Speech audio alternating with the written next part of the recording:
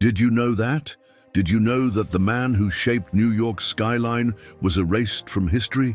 What if I told you the city you walk in today is built on forgotten hands, buried in silence?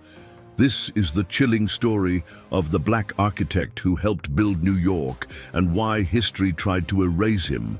This is New York City. In just about 6 minutes, we're going to talk about one of the most prolific architects who ever lived. He shaped New York. The only problem is most people don't know his name. So let's start at the beginning. Meet Vertner Woodson Tandy, the first licensed black architect in New York, a man who designed landmarks that defined the city's soul. But ask most New Yorkers today, and they will never know his name because history chose silence. America's cities rose high, but its black builders were buried low. Their names erased from blueprints, their stories stripped from textbooks, their legacies stolen by others. Only 2% of architects in the US are black. That number is not an accident, it is the result of centuries of exclusion. You see, when you look around New York City, you're looking at a city that was largely built by African American hands, yet we barely know their names. Why is that? And more importantly, why should we care? Join me on a journey through time as we uncover the untold story of the black architect whose brilliance illuminated New York and the forces that sought to keep his name hidden. Imagine a New York without the grandeur of the Waldorf Astoria, the iconic stride of Radio City Music Hall, the cultural beacon of the Apollo Theater. Now picture the man behind these landmarks. Vertner Tandy was born in 1885 in Elkton, Maryland. His father, William Tandy, a former slave, had become a successful barber. His mother, Mary Eliza, was a schoolteacher. She pushed her son to excel academically. Seeing how talented her son was, she sacrificed everything for Vernon's education. Despite facing racial barriers, young Vernon graduated from high school as the valedictorian of his class. At 17, he moved to Manhattan to study at Columbia University. There, he faced blatant racism. Housing discrimination forced him to live in a segregated boarding house. Yet he persevered. After graduating from Columbia with a degree in political science, Tandy decided to pursue architecture. This field was dominated by white men, but he didn't flinch. With unwavering determination, he enrolled in the night classes of the New York School of Architecture. Balancing 2 jobs to pay his tuition, he excelled. Soon, he joined the architectural firm of McKim, MacArthur, and White. There he worked alongside the prominent black architect William K. McKim.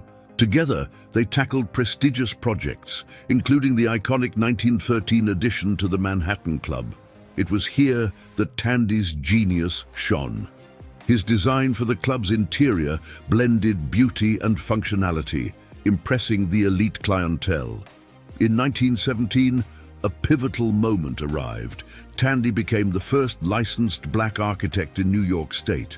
He established his own practice, marking a significant milestone in architectural history. Now, with recognition came challenges. Landing clients was tough due to persistent racism, but Tandy's talent couldn't be ignored. Slowly, he built a clientele, mostly in Harlem.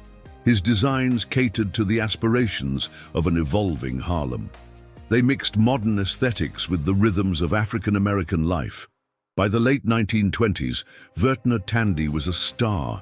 His work spanned from grand theaters to intimate jazz clubs, all infused with his unique style. One of his most notable projects was the $1 million St. Martin of Tours Roman Catholic Church. Its cornerstone was laid in 1929. This wasn't just a church, it was a testament to Tandy's ability to blend modern design with spiritual reverence. Then came the pinnacle of his career, the 1931 opening of the 3,000-seat Apollo Theater. It wasn't just a venue, it was a cultural landmark. The Apollo, under Tandy's design, became the cradle of black entertainment. Legends like Ella Fitzgerald, Billie Eilish, and Duke Ellington graced its stage, but as Tandy's star ascended, so did the clouds of controversy. He faced scrutiny, accusations and prejudice, all because he dared to dream big and break barriers. Now let's shift gears. So why was this brilliant architect largely forgotten?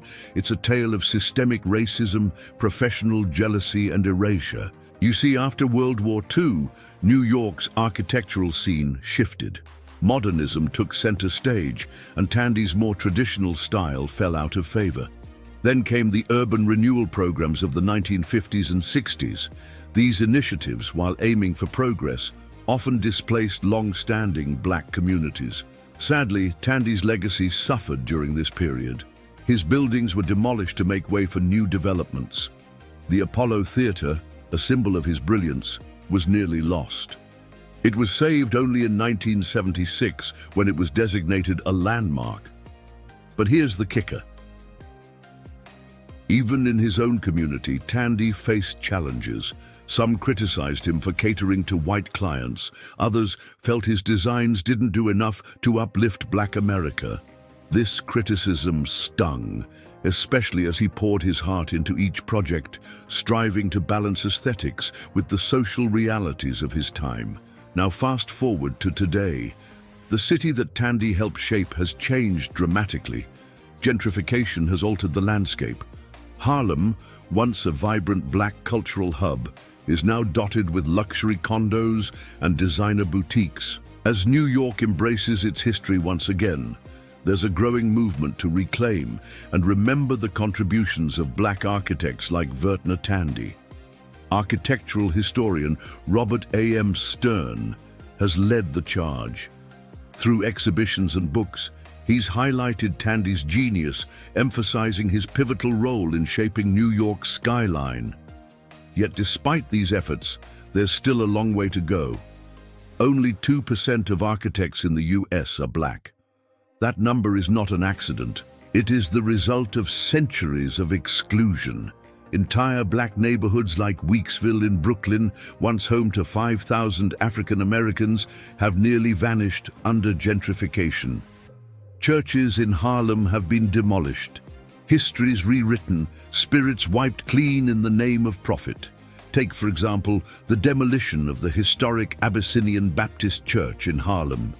It was a cornerstone of the community, a place where generations of African Americans found solace and strength. But in the relentless march of urban renewal, it was deemed an obstacle to progress and was torn down. Or consider the Polo Grounds, the former home of the Negro National League baseball team. It was a place where legends like Josh Gibson and Satchel Paige captivated audiences. But as the city redeveloped, the Polo Grounds met the wrecking ball, leaving behind nothing but memories. These stories are not isolated incidents.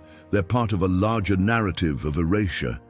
The spirit of black excellence has been systematically wiped from the city's fabric, leaving many to wonder, why? Why was this brilliance erased? Why were their stories silenced? Well, it boils down to one word: racism. It's the same force that has marginalized and maligned black excellence since the beginning. From slavery to segregation, racism has cast a long shadow over black lives, and in the realm of architecture, it has been no different. Black architects like Vertner Tandy faced an uphill battle. They were denied opportunities, scorned by peers, and excluded from professional organizations. Their voices were silenced, their contributions minimized.